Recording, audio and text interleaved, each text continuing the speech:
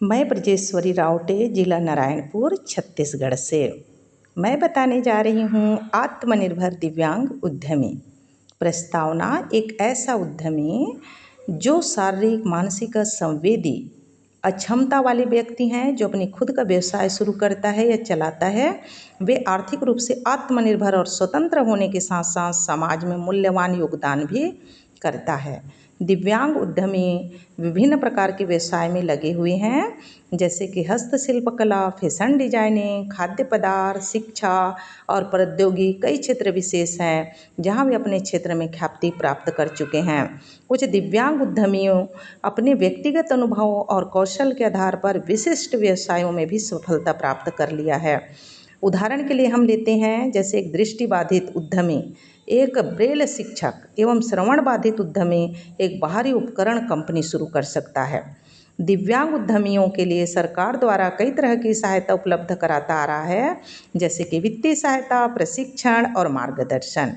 इन सहायता कार्यक्रमों का उद्देश्य भी आत्मनिर्भर दिव्यांग उद्यमियों के लिए व्यवसाय शुरू करना और उन्हें सफलतापूर्वक चलाने में मदद करना होता है। दिव्यांग उद्यमियों के लिए कुछ महत्वपूर्ण बातें, जिसमें हम सबसे पहला पॉइंट लेते हैं लचीलापन।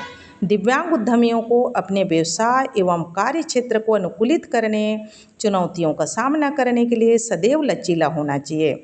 दूसरा लेते हैं हम आत्मविश्वास।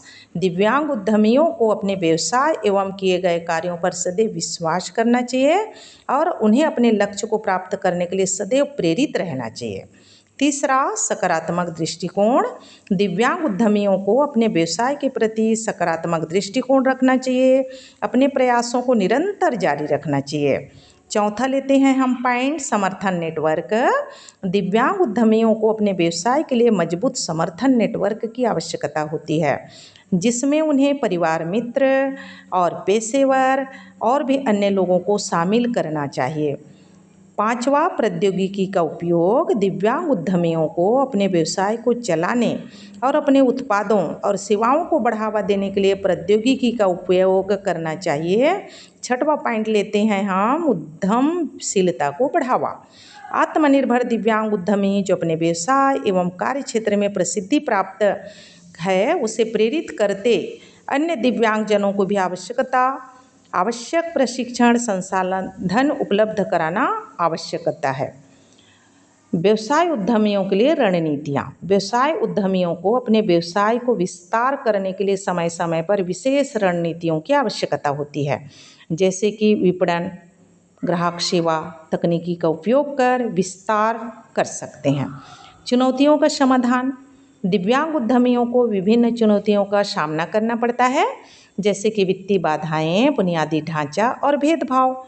इन चुनौतियों का समाधान करने के लिए विशेष उपाय करने के साथ साथ आवश्यक है कि दिव्यांग उद्यमियों को ऐसी चुनौतियों के लिए हमेशा तैयार रहना चाहिए, ताकि उन्हें आगे बढ़ने में किसी प्रकार की कोई परेशानी ना हो।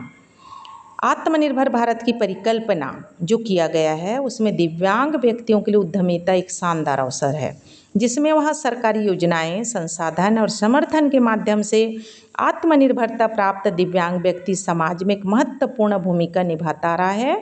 वे अपने कौशल और प्रतिभा को उपयोग करके अपने जीविका कमाने और समाज को भी लाभ पहुंचा रहा है।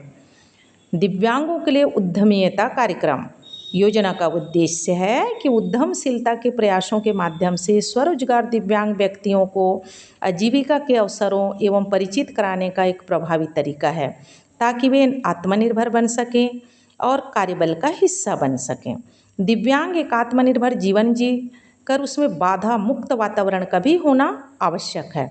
सुगम्य भारत अभियान के तहत भारत सरकार दिव्यांगों के लिए बाधा मुक्त वातावरण बनाने के लिए प्रतिबद्ध है। हम सभी के लिए महत्वपूर्ण है कि विकलांग व्यक्तियों को कौशल प्रशिक्षण प्रदान करना, ताकि वे समाज के आत्मनिर्भर और उत्पादक सदस्य बन सकें, ताकि वे लाभकारी वेतन, स्वरोजगार प्राप्त हो। आत्मनिर्भर भारत के निर्माण में दिव्यांगजनों की भूमिका महत्वपूर्ण है।